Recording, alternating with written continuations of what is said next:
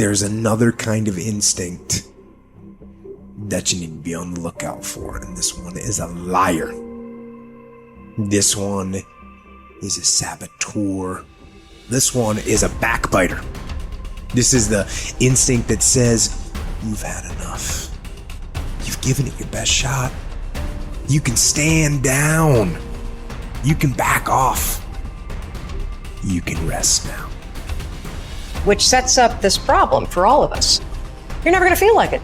It's your job to make yourself do the crap you don't wanna do so you can be everything that you're supposed to be. And you're so damn busy waiting to feel like it. And you're never going to. And that's the problem. There are those of you, you're still immature. When your excitement is up, your effort is up. But when your excitement goes down, your effort goes down. For some of you, you're too seasonal. When you're excited, man, you coming to work the first week, the first month, the first 3 months when you got that job, you were excited, and so you was putting forth effort. You on blade, not you got comfortable, and you're not excited no more. And guess what happened? Your effort has gone down. So do me a favor, get off of that feeling stuff. Get off your excitement. We're not dealing with feelings because feelings go up and down. You don't have to be excited. You made a commitment to that job. Did nobody force you to take that job? You signed your name on the dotted line. And commitment said, I don't care how I feel. I don't care if I'm excited. I don't care if I'm pumped up. I don't care if I'm fired up. You made a commitment. Now it's time to put up. Lazy people do a little work and think they should be winning, but winners work as hard as possible and still worry if they're being lazy. So if you're a winner, you ain't comfortable. Every day I get up and give everything I got to everything I'm a part of simply because this is who I am. Like the only thing I need every day of my life is 86,400 seconds. That's it. Like I don't need some reward. Like the only thing I need is breath in my body and I'm flat out going get it. A person with passion always stands out. The world is so full of average that once you have passion and a sense of energy in your life, it distinguishes you. When you're passionate about something, it isn't reasonable, but you do it anyway. Passion will take you where nothing else will ever take you. It'll give you that decided edge. It'll help you to stand out. When you want to become a diamond, your whole attitude change, your whole mindset, your thinking, your relationships, the decisions that you make, how you spend your time, your energy, all of it changes. See, this is something that you can't be in this business. This business has to be in you. You take advantage of this opportunity. You let everything else go. You eat different. You study different. You practice different. You don't belong at the bottom, and it's time for you to get your butt from down there. It's time for you to stop being comfortable at the bottom. Get your butt up and get to where you're supposed to be. You are a royal priesthood. Get where you belong. Do what you're supposed to do. Live like you're supposed to live.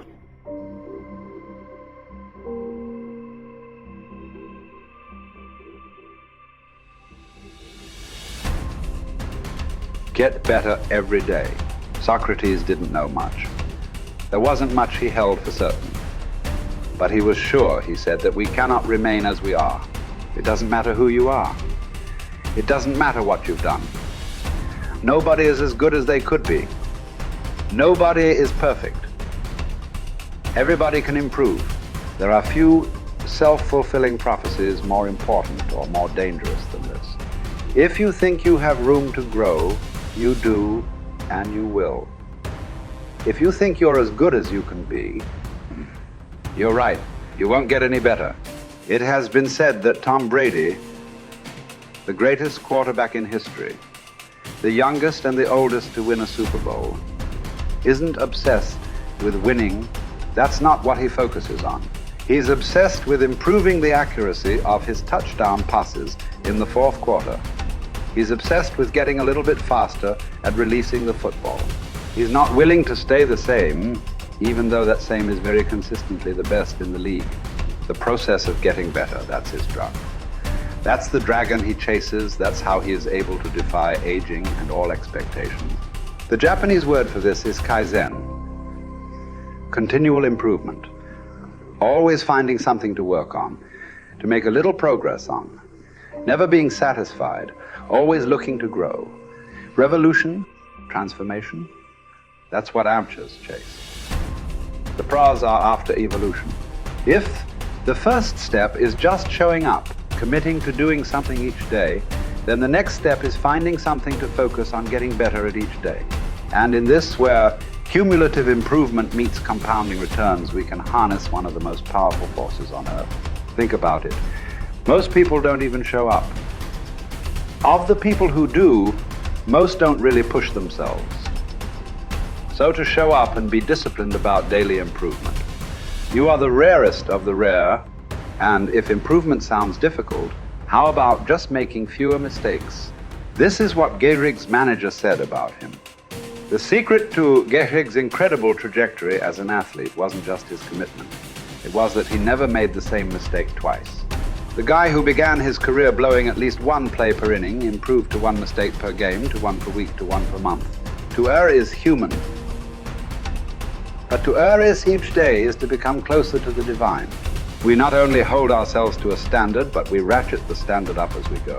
Just as with weight training, what we're lifting should be steadily increasing with each subsequent workout.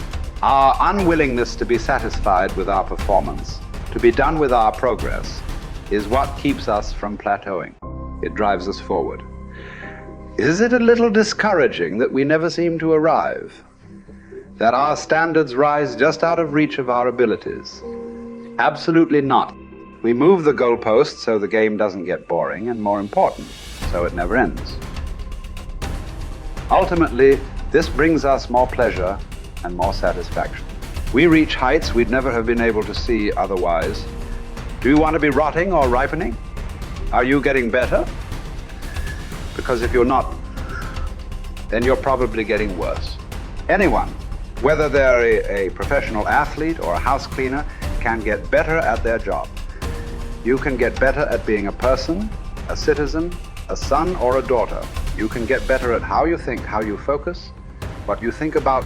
Just as one person delights in improving his farm and another his horse, Epictetus would say, riffing as it happens on Socrates, so I delight in attending to my improvement day by day. He said this as a man who clawed his way out of slavery.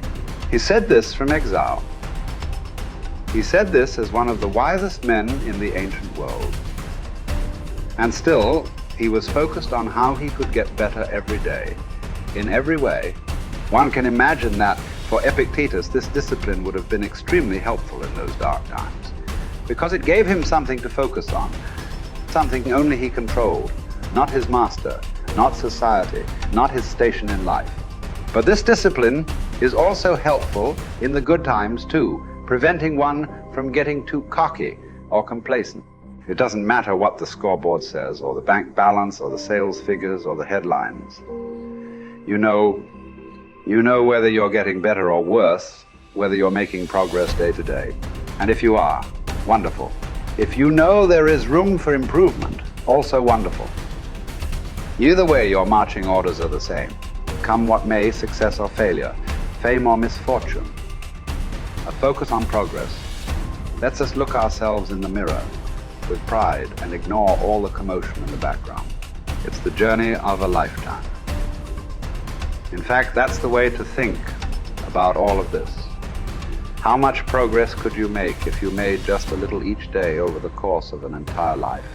What might this journey look like? Where might it lead if each bit of progress you made presented both the opportunity and the obligation to make a little more progress, and you seized those opportunities, you lived up to those obligations each and every time?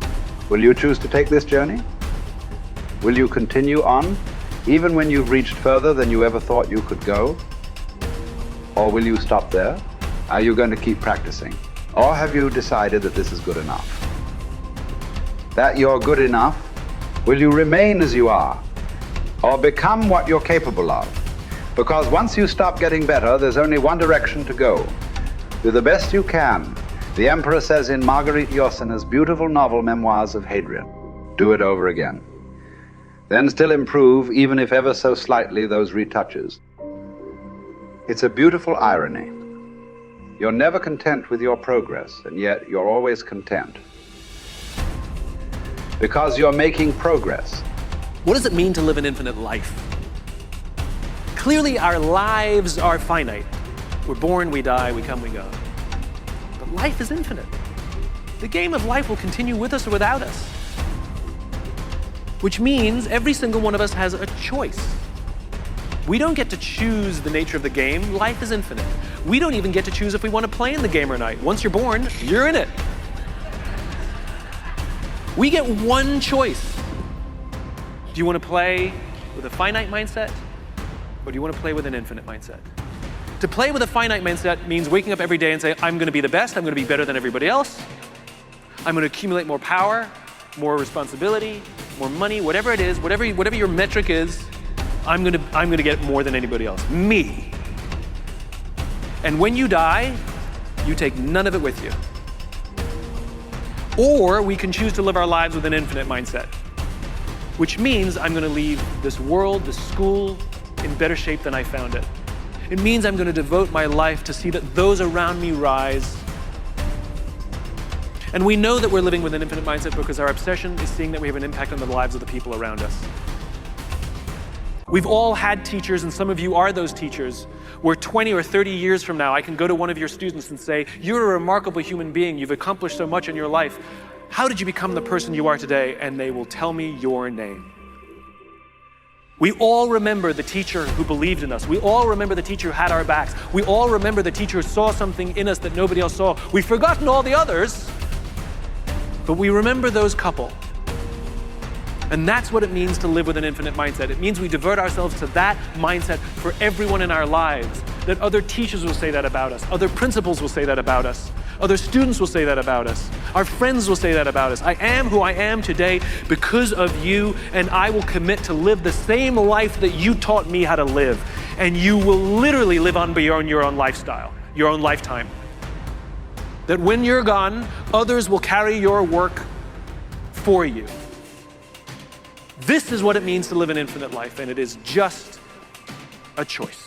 Nobody changes until they change their energy. When you change your energy, you change your life. It's the way it is. When you stop using your enemy to reaffirm your addiction to hatred, when you stop using your best friend to reaffirm your addiction to suffering, when you stop using your Facebook to reaffirm your addiction to insecurity, when you stop that whole process and you start going inward and you're no longer relying on those outer things to create those emotions, and you start creating those inner emotional states, you start changing your energy. Now, whatever is no longer a vibrational match between you and that past, present reality is going to fall away. Right. They're just going to spiral out. You're no longer putting your attention on them. In other words, the stronger the emotion you feel with some problem in your life, the more you give it your attention. Where you place your attention is where you place your energy. You're giving your power away, your life force. Yeah. Lower the volumes of that emotion, you take your attention off that person, you're calling energy back to you. Yeah. And you're building your own electromagnetic field. We've seen the evidence of that in many events, because when people start overcoming themselves, the first day, not always, but the energy of the room will drop. Why? Because they're drawing from the field to build their own field. Now when they build their own field the next day and the fields start interfering with the people next to them,